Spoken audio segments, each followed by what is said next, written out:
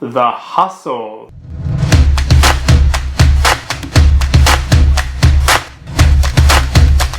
Hello everyone and welcome back to my channel. I hope you're all well. In this video we are going to be reviewing The Hustle, which is a remake of a remake, namely Dirty Rotten Scoundrels and Bedtime Stories. Now whilst this movie does have some really cool funny moments in there, it also has some incredibly cringeworthy moments in there as well. Now when I was watching this movie, I thought going into it that it would be a really cool comedic heist movie, as the name would suggest. However, the end product is pretty disappointing, pretty uninspiring and pretty bizarre at points as well, which I'm going to be breaking all down for you in this movie review. So from a storyline point of view, this film actually in the beginning starts off pretty promisingly in terms of showing us the different level of con artists, Penny and Josephina.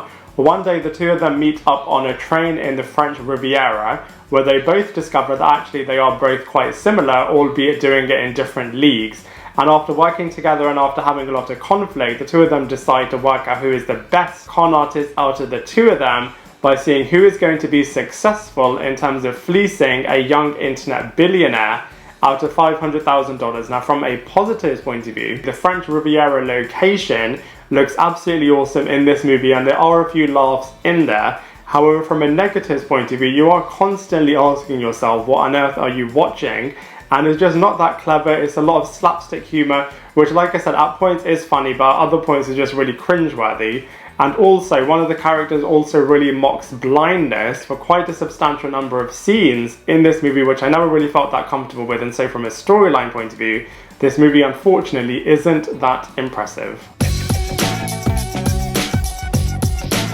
So from a casting characters point of view, this movie is co-led by both Anne Hathaway and Rebel Wilson, so let's go through them one by one. So first up we have Anne Hathaway, who is obviously a brilliant actress and she does a really good job in terms of portraying some of the different accents that this character needs to do. But like with Serenity, Anne Hathaway does sometimes pick projects which don't necessarily have the best script. So whilst her acting was really, really great, it unfortunately just isn't the best movie that she's been in. Now from Rebel Wilson's point of view, like I said, she is really funny in certain moments as well, but in other moments, unfortunately, in a very similar way to Melissa McCarthy, there are just certain scenes where she's just unbelievably cringeworthy in, and it's just surprising that nobody from a production point of view spotted this and was like stopping her and changing the scene up and actually making it into the end product.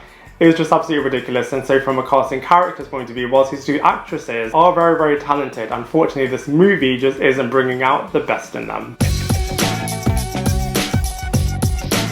From a visuals point of view, The Hustle actually looks really, really good. The French Riviera, which is the predominant setting in this movie, just looks absolutely incredible. All of the hotels, all of the casinos that they go to, all of the mansions that the Anne Hathaway character is based in, looks absolutely incredible, and it really does make you want to go to the French Riviera and start living this lifestyle that all of these characters are enjoying. But outside of the visuals, unfortunately this movie isn't that great. Now from a comparison point of view, this movie is trying to be in the genre of comedy and heist movies, and unfortunately I just think there are so many better other movies out there, such as Hustlers, such as Now You See Me, Ocean's 8, Like a Boss, What Men Want, Identity Thief, and I also don't think it's as good as the movie that is trying to be a remake of, which is Dirty Rotten Scoundrels. And so from a comparison point of view, there are just so many better heist and comedy movies out there. So overall, I have to say I was hoping and expecting The Hustle to be a lot stronger than it was, and whilst there are a few laughs in there, it just wasn't as impressive as it could have been and as much as it should have been as well. And so for all of those reasons, I have to give The Hustle a 2 out of 10. I'd love to hear what you think, so please let me know in the comment section below. Otherwise, I look forward to seeing you in my next video.